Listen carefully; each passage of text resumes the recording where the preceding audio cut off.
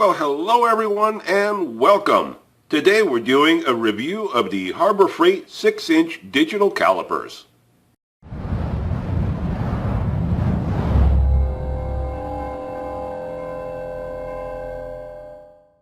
Well, hello everyone and welcome back to the channel. If you're a regular to the channel, welcome back. Glad to see you again. If you're new to the channel, how about hitting that subscribe button so you get notified of all future videos I produce, whether they be tool reviews, product reviews, DIY projects, whatever they are. You know they're going to be good because I'm always looking out for you guys. And when you check out my channel, be sure to check out the community tab, since I put a lot of useful information in there, whether they be coupons, alerts, updates, recall notices, whatever they may be. I put stuff in there that'll help you guys as well. Anyway, so today we're doing a review of the Harbor Freight 6-inch digital calipers by Pittsburgh. Now, let me give you a few of the stats on this product, and then we're going to dig into it. So this one is model, you can get model number or item number 63731 or 62569 or 68304. And the item numbers may change over time since it depends basically what factory they produce them in. This retails for $19.99, but I have seen it on sale with coupons down as low as $9.99. Or if you don't see one of those coupons, you can always use a 20% or a 25% off coupon because Pittsburgh does not have a limitation. So you can use the coupons on Pittsburgh. Now this is made out of ABS plastic and stainless steel. It is fractional and decimal display. It has inside, outside, depth, and step measurements. It is accurate to 0.001 inches or 0.03 millimeters. The jaw depth is from 1/2 inch inside to 1 3/16 outside. It has LCD display, and it comes with a 90-day warranty. Now the dimensions of this product, which I'm going to open the case up in a moment, is 5/8 inches in height, 9 1/4 inches in length, and 3 inches in width. And the range of the jaws, when you open and close them, is from 0 to 6 inches or 0 to 150 millimeters. And the weight is about 0.65 pounds according to their website, so less than a pound. So let's open this up and get a good look at it. It comes in a nifty little ABS plastic case. You have your instructions that show you how to use it.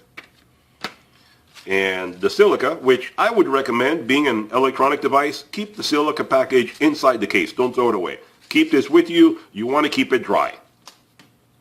And the unit itself. The unit itself, as you can see it right there. And there's your on-off switch. You get your digital display. And let me see here. Hold on a second. Now let's see here. You have your millimeter and inch reading button right here, so you can change what you want to do. You can zero it. So always zero it when you start off so you know you're getting an accurate reading.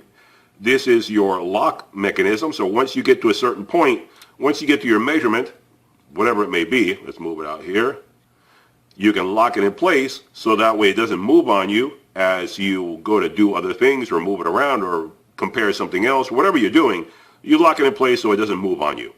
And it is the whole body is stainless steel. This is the only ABS part right here.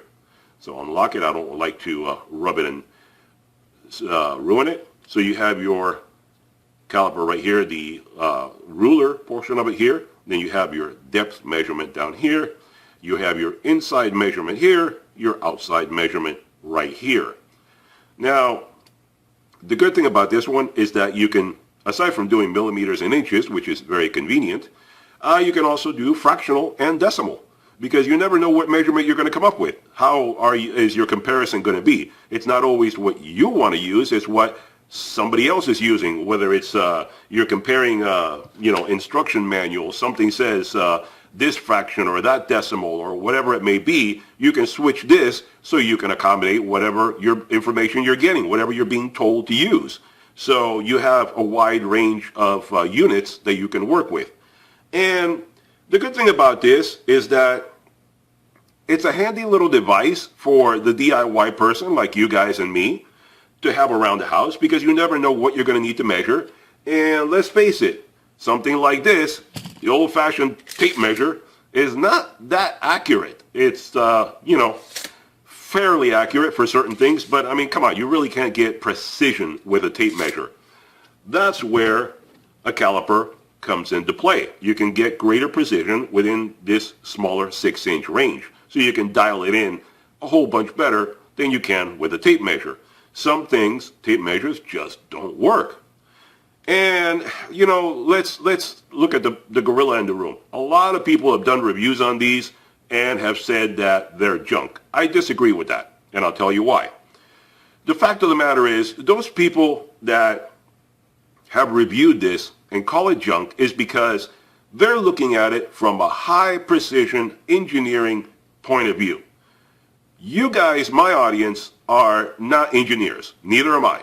We're DIY folks, okay? We're trying to get things done around the house, and we need tools to be able to do it. Around the house, around the shop, whatever the case may be. We're trying to get things done, but we're not engineers. We're not building nuclear reactors. We're not Doc Brown working in our garage trying to make a time machine. We're not, inventing fusion reactors or the space shuttle or anything like that. We don't need that incredibly high range of precision. We need just somewhat good, accurate precision, and that's where this comes in handy. Let's say, pick a few examples here for you. Let's say you have a pipe that you need to work with, whatever the case may be, and you need to know the inside of it. You're going to take a tape measure and measure the inside of the pipe. I mean, come on, how accurate is that? I mean, somewhat, but not very. Or you can take this and use it to check the inside diameter of the pipe. Obviously, zero it out every time to make sure you got it right. Then you open it up. And there you go. I know I can feel it. It stopped right there. So I know that pipe is exactly that measurement. And I can do whatever I need, whether I need to get another pipe that is this dimension or get something that'll fit inside that, whatever it is, it's telling me it is 0.8. 0.8 3/60 of an inch. Like I said, I can check millimeters. Let's see, fractional, 107 over 128. I mean, you can't get more accurate than that. Inches fractional, 21.23 millimeters. I mean, come on, 0.8 3/60. It's like unbelievable. 21.23 millimeters. You can't get more accurate than that. You can't do that with a tape measure, now can you? So that is pretty darn accurate. You know exactly what you're working with there when you're doing something like this. Let's say you have a metal rod and you need to find out how big is this metal rod? How thick is it? What will it fit into? Well, you zero out your calipers and then you bring it to here and gently close it up, and it tells you exactly what dimension this is. Slide it out of there. You're talking 10.01, or move this around, 0.3940, or 25 over 64th, or 10.01 millimeters. I mean, that's accuracy for you. That right there will tell you whatever you need to do your project and do it right. That's what it boils down to. Let's talk about something really thin. This little plastic ruler that I have here. Little plastic ruler. Let's say you're measuring the thickness of this. This is like a playing card, okay? How thick is this ruler? Let's say you need it for whatever reason, okay? Zero it out. And the mistake a lot of people make on this, I'll just point this out. The mistake a lot of people make is that they will try to rush in and out, back and forth, and just run it around. And that's how you ruin the accuracy on it. And that's how you get inaccurate readings. You have to treat this gently. This is not a tape measure. It is a caliper. Treat it gently and it'll give you accurate readings. So let's open this up.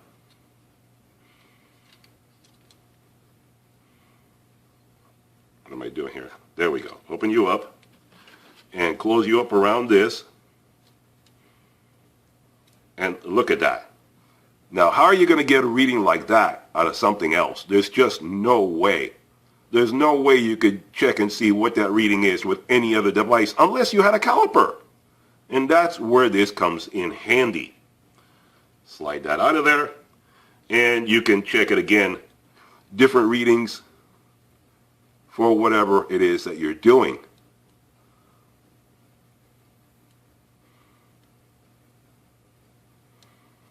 And you just flip through it and get exactly the reading that you need.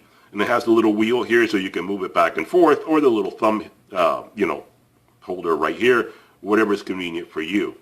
And it's not a bad device. And I will also point out, I've used this on a couple different things, and it is fairly accurate. I must say it's not really too far off. It's not too bad. For example, a while ago, I had to do the brakes on my Toyota RAV4. And when I bought the rear brakes, it came with 2 sets of springs because, like everything, the brakes are made to adapt to different vehicles. So I had springs that would go on the RAV4 and springs that would go on the Camry.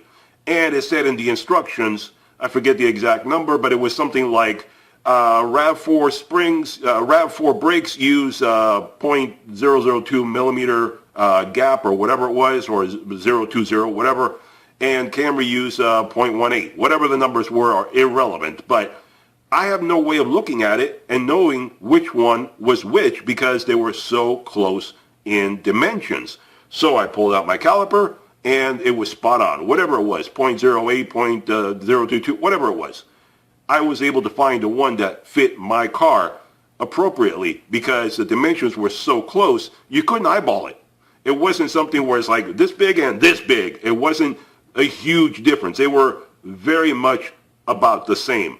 So I pulled this baby out, I checked it, and it was spot on. Whatever number the instructions said, this matched it. So I was able to differentiate between the RAV4 and the Camry brake springs. So that made it really easy for me.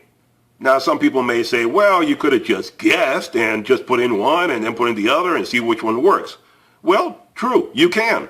But that's what tools are for, to make your life easier, right? If you don't have a tool, then you have to eyeball it or guess or do whatever to keep on moving. But if you have a tool, and it's a very inexpensive tool, I mean, it's only 10 bucks. If you get it on sale, or you get it with a 20 or 25% off coupon, it's really, really, really inexpensive. I'm not telling you it's a smart idea to go out and buy a $50, $70, $100 caliper. That would be foolish, because unless you're an engineer or someone that deals with really precise measurements, you're not going to be using it enough. So it's not worth the money to spend on a very high precision tool if you don't need it in your regular usage. So this is precision on a budget.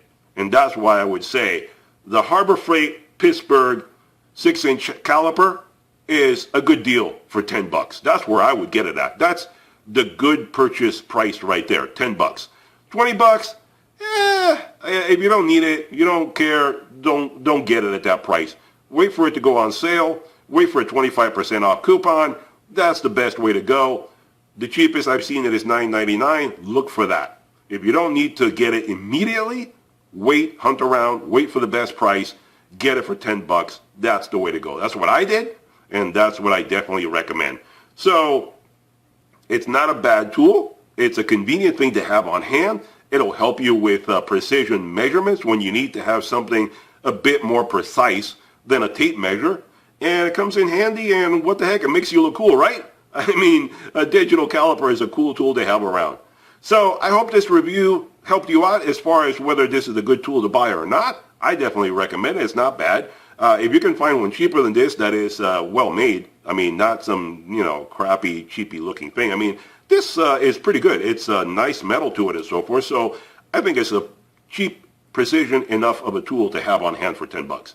So I hope you enjoyed the video. Hit that subscribe button so you get notified of future videos I produce. Check out my website if you want to talk more about, products and reviews, and you have any questions, you need some help with anything, talk about your products. Check out moderndiyprojects.com. We have a forum there, and we have more information that you can talk to other people about. And I'm definitely there and glad to help you out with anything I can. So, like I said, hit that subscribe button. Give me a thumbs up if you enjoyed the video. And I'll talk to you guys next time. Bye-bye for now.